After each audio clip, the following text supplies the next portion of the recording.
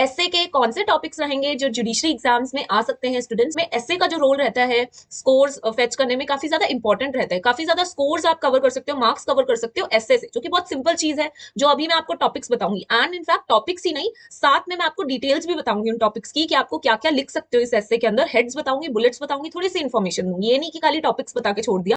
So students, मैं English ऐसे topics पर एक सीरीज़ कंडक्ट कर रही हूँ जिसका कि ये लेक्चर पार्ट नंबर 3 है।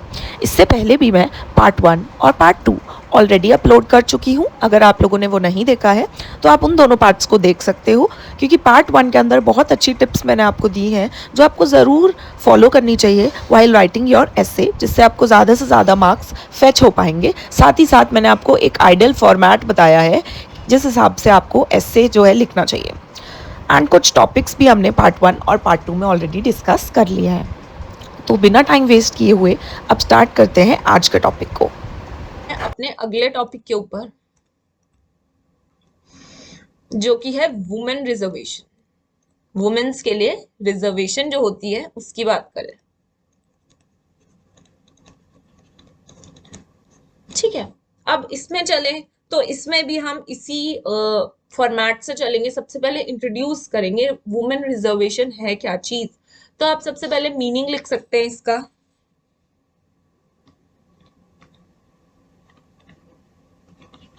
ठीक है, मीनिंग लिख सकते हैं आप इसका। फिर आप कोट लिखेंगे कोई और स्टेटमेंट लिखेंगे कोई, ठीक है।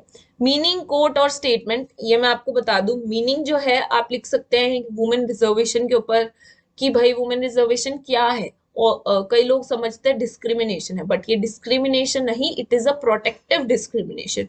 वुमेन्स को प्रोटेक्ट करने के लिए, अपलिफ्ट करने के लिए डिस्क्रिमिनेशन है, लेकिन प्रोटेक्टिव डिस्क्रिमिनेशन है। ये सारी चीजों को आप लिखिए, कोट लिखिए, स्टेटमेंट लिखिए।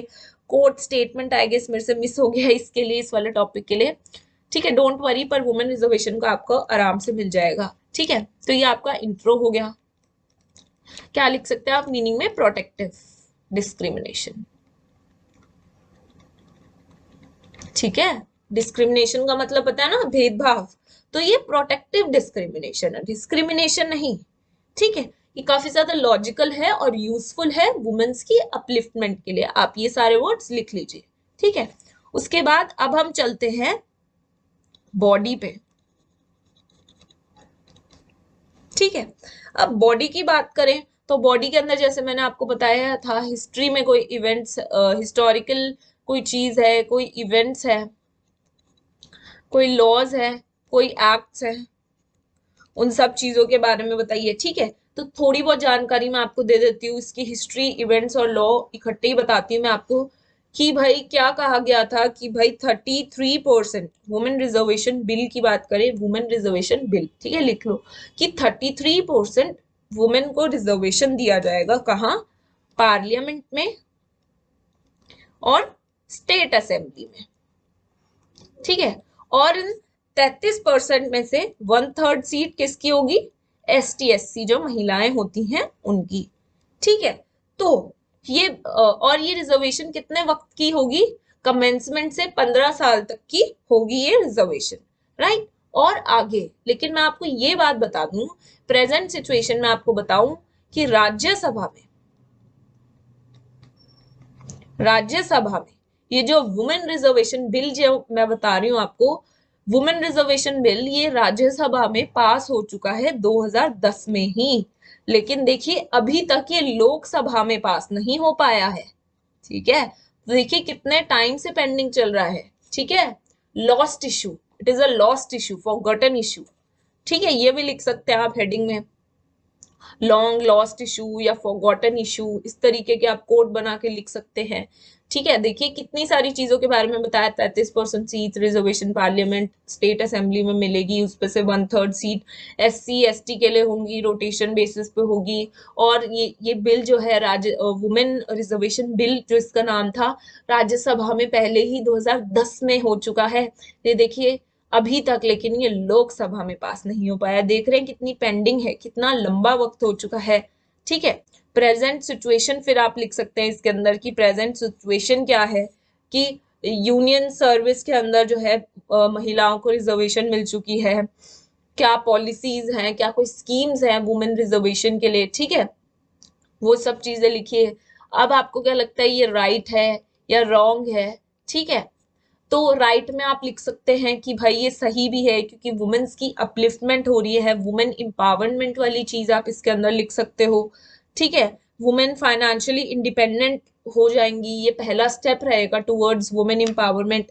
ये सारी चीजें आप इनके फेवर में लिख सकते हैं। लेकिन अगर आप रॉन्ग में लिखना चाहें तो आप लिखेंगे कि ये चाहे एक तरीके के प्रोटेक्टिव डिस्क्रिमिनेशन रहे कहें, लेकिन हो सकता है मेल्स के लिए काफी ज्यादा अनफेयर हो, कुछ मेल्स उसको अनफेयर समझते हैं, डिस्क्रिमिनेशन समझते हैं। मैं लिख सकते हो राइट में आप लिखोगे फर्स्ट स्टेप है टुवर्ड्स वुमेन एम्पावरमेंट, ठीक है। और फाइनेंशियली जो है इंडिपेंडेंट हो जाएंगी महिलाएं, उन्हें ज्यादा अपॉर्चुनिटीज मिलेंगी आगे बढ़ने के लिए। और एक वर्ड होता है पीरियड लीव जैसा, इन चीजों पे अगर वुमेन खुद आगे बढ़ चढ़ के हिस्सा ले पार्लियामेंट्री प्रोसीडिंग्स में और वो खुद लॉज बनाए, तो वुमेन्स के ऊपर लॉज जो वुमेन्स बनाएंगी वो ज्यादा इफेक्टिव होगा irrespective of the male person. क्योंकि मेल पर्सन को नहीं पता क्या फेस करती है वुमेन्स सोशल लाइफ में, सोसाइटी में क्या चीजें फेस करती है, और लाइफ में भी, जैसे पीरियड लीव जैसी चीजें हो गई, जो मेंस्ट्रुएशन साइकिल के दौरान एक पीरियड लीव भी होता है, ठीक है। तो उस पे जो है कानून बना पाएंगी ज्यादा इफेक्टिवली, ठीक है। तो उसके लिए भी राइट रहेगा। रॉन्ग के लिए आप लिख सकते हो मेल्स के लिए हो सकता है डिस्क्रिमिनेटिव हो ये चीज, ठीक है। तो ये सारी चीजें आप लिख सकते हो। फिर एंड में एट द एंड आप अपना कंक्लूजन देंगे, ठीक है। कंक्लूजन आप अपना 5 से 6 लाइन के अंदर ही देंगे। और ये टॉपिक जो है ऐसा है जिसके अंदर मैं कहूंगी कि आप पॉजिटिव वे में ही रिस्पॉन्ड करेंगे कंक्लूजन के अंदर, तो ज्यादा बेटर रहेगा स्टूडेंट्स, ठीक है। आई होप ये वाले टॉपिक के भी आपने बुलेट पॉइंट्स लिख लिए होंगे, ठीक है ना। फाइनली नेक्स्ट टॉपिक पे चले, तो नेक्स्ट टॉपिक स्टूडेंट्स हमारा है नेशनल एजुकेशन पॉलिसी 2020, राइट।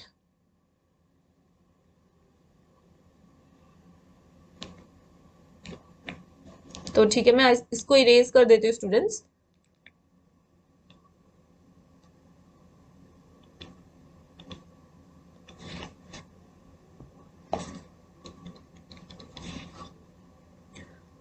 सो या एक और जो कमेंट आया था मेरे पास आज आया था शांग्रिका जाजू का, right, regarding the essay topic की वीडियो दीजिए ma'am. So happy Shangrika and Neha Yadav, आप दोनों के कमेंट्स मैंने पढ़े थे। कमेंट करके बताइए हैप्पी नाउ, यूजफुल। और अदर स्टूडेंट्स भी, आपको ये वीडियो कैसा लगा कमेंट सेक्शन में बता दिया कीजिए, ताकि मेरे को और मोटिवेशन मिले। मेरे को अच्छा लगता है कमेंट्स पढ़ना आप सबके, काफी ज्यादा अच्छा फील होता है कि मैं वीडियो बनाती हूँ मेहनत से, तो आपको अच्छा भी लग रहा है और आप देख भी रहे हैं, मुझे इससे पता चलता है। तो सब्सक्राइब कीजिए, लाइक कीजिए और कमेंट कीजिए, ठीक है। कमेंट तो बहुत सारे कीजिए क्योंकि मुझे बहुत अच्छा लगता है स्टूडेंट्स के कमेंट पढ़ना।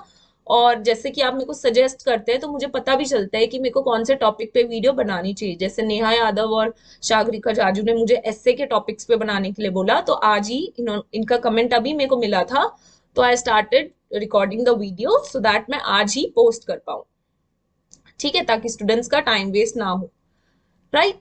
सो नेशनल एजुकेशन पॉलिसी 2020, इसके ऊपर अगर हम बात करें तो सबसे पहले आप इंट्रोड्यूस कीजिए इसे,